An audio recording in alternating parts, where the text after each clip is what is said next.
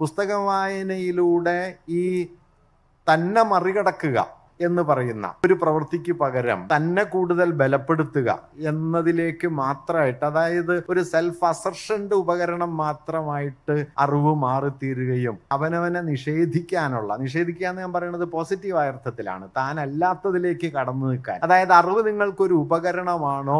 അറിവ് എന്ന് പറയുന്നത് ഒരാൾക്ക് മറ്റൊരു മനുഷ്യനോട് ചേർന്ന് നിൽക്കുന്നതിനുള്ള ഒരു ആത്മസംലയനത്തിന്റെ ഉപാധിയാണ്. ഇത് വായനയെ സംബന്ധിച്ച് പ്രധാനപ്പെട്ട ഒരു കാര്യമാണെന്ന് എനിക്ക് തോന്നുന്നു. മഹത്തായ ഒരു കൃതി വായിക്കുമ്പോൾ നമ്മൾ ചെയ്യുന്ന ഒരു കാര്യം നമ്മുടെ ഇത്തിരി വട്ടത്തെ ഭേദിക്കലാണ് എന്ന് പറയാം. നിങ്ങൾ ആർജിച്ച അറിവ് നിങ്ങളുടെ ഒരു ഉടമസ്ഥതാബോധമായിട്ടാണ് മാറുന്നത് എങ്കിൽ അപകടം പിടിച്ചൊരു കാര്യമാണ്. നമ്മൾ ആരും ആർജിക്കുന്ന ഒരറിവും നമ്മുടെ ഉടമസ്ഥതയിലുള്ളതല്ല. മനുഷ്യവംശം എത്രയോ കാലം കൊണ്ട് പണിപ്പെട്ടുണ്ടാക്കിയ അറിവിന്റെ ഒരു ശൃംഖലയിൽ നമ്മൾ കൂടി കയറി നിൽക്കുന്നു എന്നേ ഉള്ളൂ, അല്ലാതെ നമ്മുടെ ഒന്നുമല്ല.